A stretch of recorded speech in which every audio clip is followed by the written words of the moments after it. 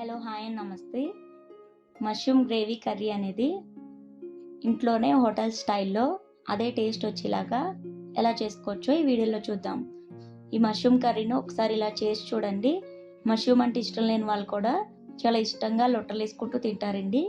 ఈ కర్రీ కోసం ముందుగా ఒక మిక్సీ జార్ తీసుకొని 4-5 జీడిపప్పులు, అలాగే 2 లవంగాలు, చిన్న ముక్క దాల్చిన చెక్క, 1 టేబుల్ స్పూన్ వరకు పుచ్చగింజలు, అలాగే ఒక పెద్ద సైజ్ టమాటా, చిన్న సైజ్ అయితే 2 టమాటాలు ఇలా కట్ చేసుకొని మిక్సీ జార్లో వేసుకోండి.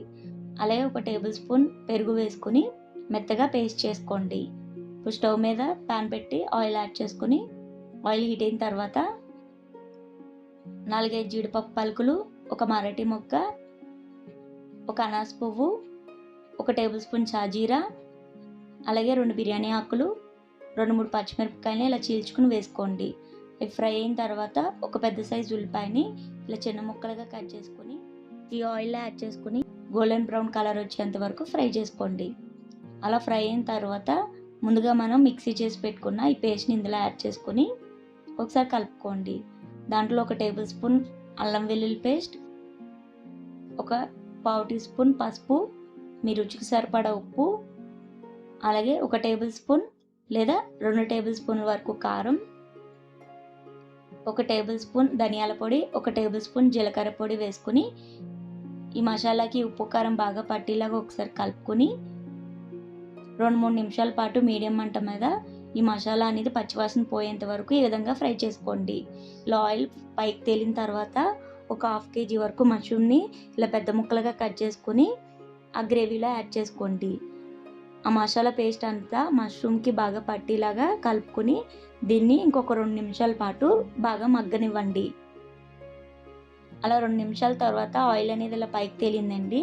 దీంట్లో 2 గ్లాసుల వరకు వాటర్ని యాడ్ చేసుకొని ఉప్పు సరిపోయిందో లేదో చూసుకొని అడ్జస్ట్ చేసుకొని దీన్ని మూత పెట్టి ఒక 10-15 నిమిషాల పాటు మధ్య మధ్యలో కలుపుకుంటూ మీడియం మంట మీద గ్రేవీ అనేది చిక్కబడి మష్రూమ్ అనేది ఉడికేంత వరకు ఈ కర్రీని ఉడికించుకోవాలి.